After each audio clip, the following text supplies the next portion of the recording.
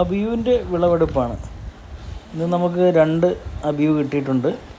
അത് നമുക്കൊന്ന് പറിച്ച് നോക്കാം. നല്ല മഞ്ഞ കളറായിട്ടുണ്ട്, നല്ല പഴുത്തായിരിക്കും തോന്നുന്നു. ഇതാ ഒരു അബിയു കണ്ടോ, നല്ല വലിപ്പമുണ്ട്, അത്യാവശ്യം വലിപ്പമുണ്ട്. ഇനി രണ്ടാമത്തത്, അതിന് നേരത്തേൻ്റെ അത്ര വലിപ്പമില്ല എങ്കിലും നല്ല മഞ്ഞ കളറായിട്ടുണ്ട്. അപ്പോൾ 2 അബിയു ഇന്ന് കിട്ടിയിട്ടുണ്ട്. നമ്മുടെ ഈ വർഷമാണ് നമ്മുടെ അബിയു കായ്ച്ചത്. 2 മരമുണ്ട്. നമുക്ക് ചെറിയ മരത്തിലൊരു 3 കായാണ് കായ്ച്ചത്. അതിനകത്ത് നല്ല വലിപ്പമുണ്ട്, നല്ല തൂക്കമുണ്ട്. അപ്പം നമുക്കിത് അബിയു കട്ട് ചെയ്ത് നോക്കാം.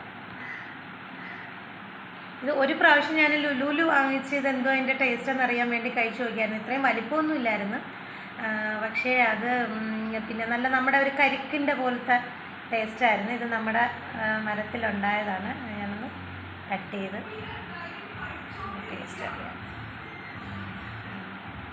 എന്നിട്ട് ഒരു അരിയുണ്ട്,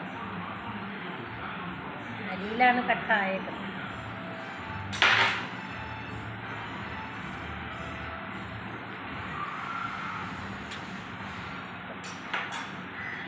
നല്ല ടേസ്റ്റ് ഉണ്ട്. പക്ഷേ ഇതിൽ 3 അരിയുണ്ട്. വലുതായതുകൊണ്ടായിരിക്കാം. എന്താ അതിൻ്റെ അരി കാണുന്നുണ്ടോ നിങ്ങൾ? കണ്ടോ, ഇത്രയും വലിപ്പമുണ്ട് അരിക്ക്.